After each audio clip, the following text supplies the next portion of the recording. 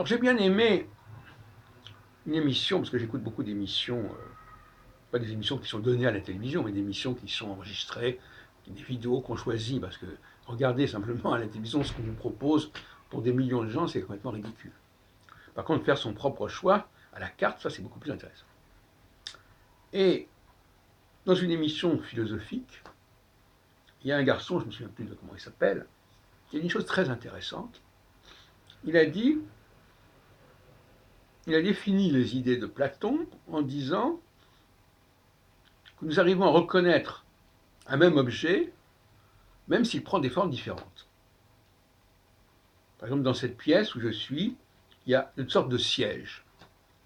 Il y a des tabourets, il y a des chaises, etc., qui ont des formes très différentes, des couleurs très différentes, mais que l'on peut identifier comme des sièges. Eh bien, notre philosophe, là,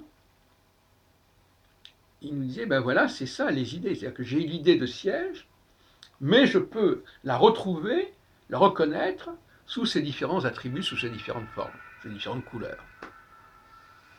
Eh bien, on peut dire la même chose au niveau de la langue. Il y a des mots qui existent et que l'on peut reconnaître quelle que soit leur prononciation. Par exemple, si on prononce le mot avec un certain accent ou avec un autre accent, on reconnaît quand même le mot. Et s'il est écrit un petit peu différemment, on le reconnaît également. Donc notre intelligence nous permet de connecter des objets apparemment différents, mais dont on perçoit les similitudes. Et on remarque qu'au niveau linguistique, c'est une aptitude qui est très peu répandue, si on peut dire.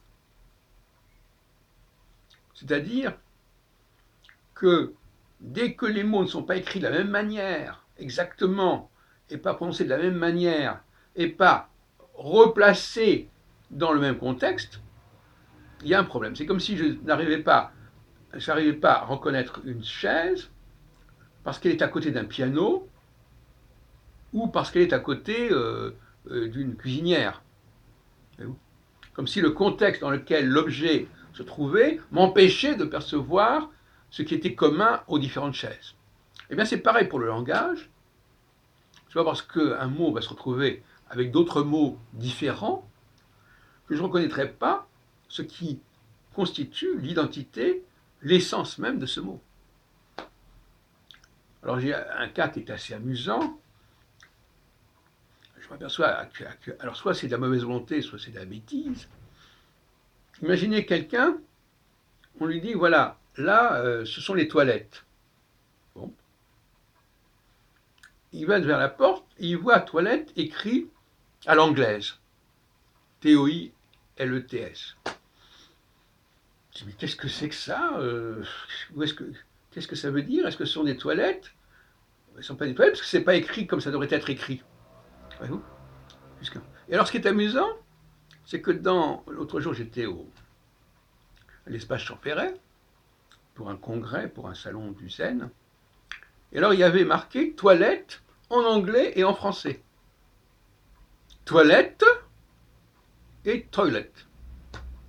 Comme si les gens ne pouvaient pas, les francophones, comprendre toilet ou les anglophones comprendre toilette.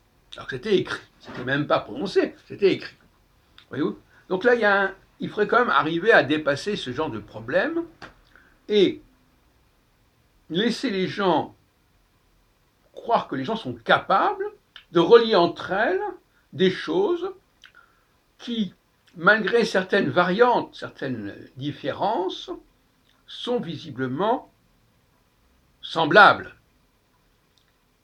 Est-ce que nous sommes capables de percevoir des similitudes entre des mots qui ne sont pas exactement identiques, qui ne sont pas exactement prononcés à l'identique, qui ne sont pas dans les mêmes contextes, ou pas? Voilà la question.